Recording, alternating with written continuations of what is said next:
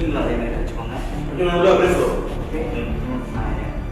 இப்போ ஜான் வந்து நீங்கள் 2 பேரும் தான் நான் கேட்குறேன். ஜான் சொல்லுங்க. ஜான் வாங்க மிஸ்டர் ஜான்.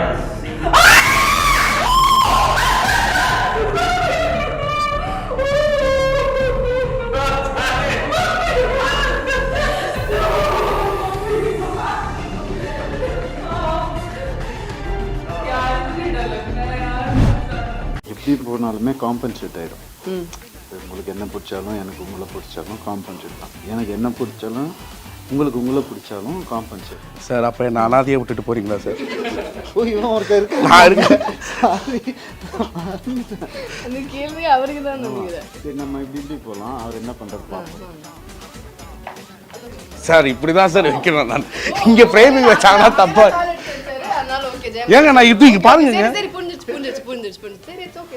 திஸ் ஆர் தட்டு அவன் அப்போ சொல்லும் போது எனக்கு ஒரு டவுட் வந்தது.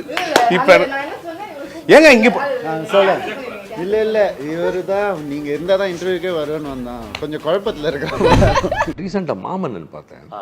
ஒரு பெரிய ஆர்டிஸ்ட் ஒரு தாக்கம் இருக்கும். ஏன்னா வடிவேல் உட்காந்தாலும் காமெடி, திரும்பி பார்த்தாலும் காமெடி, சிரிச்சு எல்லாம் அதெல்லாம் எல்லாம் அதை தாண்டி என்ன ஆக்ட் பண்ணியிருக்காரு. அந்த பைக்கில் போகும்போதெல்லாம் நான் இன்ஃபேக்ட் நான் ஒரு ட்ரெய்லரில் ஃபஸ்ட் டைம் ஒரு பைக் ஷாட் வந்தது, ஒரு டீசர் மாதிரி. ஆமாம், அதுலேயே நான் அசந்துட்டேன். என்னையா வடிவேல் வேற மாதிரி இருக்காரு அப்படின்ட்டு. ஒரு மாதிரி கிரேட். இல்லை இந்த சீன் தானே தேவா எங்க பெஸ்ட் ஃப்ரெண்ட். அப்புறம் நான் ஒரு சாங் பண்ணேன். ஆமாம், அப்போ இது வந்து கீழே ஹக் பண்ணிட்டு இருக்கிறது. அது வந்து அப்போதான் நான் சொன்னேன், ஏங்க இந்த சாங் பாடுங்க, சிங்கிங் தெரியும். அதை எடுத்தது வந்து என் பையன். அப்படியா? ஸ்கூலுக்கு வைரல் அந்த இது. ஆமா, எடுத்துட்டு வந்துட்டு அந்த பாட்டு பாடுங்க, உடனே பாடினாரு, பாடுங்க அப்படின்ட்டு. அது கூட நான் வந்து கெஞ்சியெல்லாம் கேட்கறது இல்லை, பாடுங்க. உங்களுக்காக ஸ்பெஷலா நீங்க வந்திருக்கீங்கன்னு சொன்னா சமைச்சு கொடுத்து விட்டுருக்காங்க. அப்படியே நீங்க எடுத்துட்டு டேஸ்ட் பார்த்துட்டு ஃபர்ஸ்ட் நீங்க ஒரு ஸ்பூன் சாப்பிடுங்க. உங்க ரியாக்ஷன் பாக்குறேன் நானு. பிரதர், உங்களுக்காக ஸ்பெஷலா ஒருத்தவங்க சமைச்சு கொடுக்கும்போது நான் ஒருத்தவங்க அந்த ஒருத்தவங்க யாரு? அது யார வேணா இருக்கலாம். எனக்கு தெரிஞ்ச ஒருத்தவங்க வந்து சமைச்சிருக்காங்க. உங்களுக்கு க்ளோஸ் ஆனவங்க தான். சோ என்னதுன்னு தெரியல. இது டேஸ்ட் பண்ணலாமா? எஸ். பரவாயில்ல, ஹாட்டா இருக்கு நல்லா.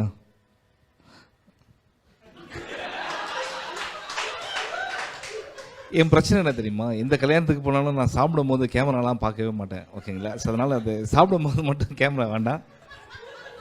எனக்காக யாரா இப்படி சமைக்கிறது? சரி, என்னது அது? ஃபர்ஸ்ட் அதை சொல்லுங்க, என்ன அது?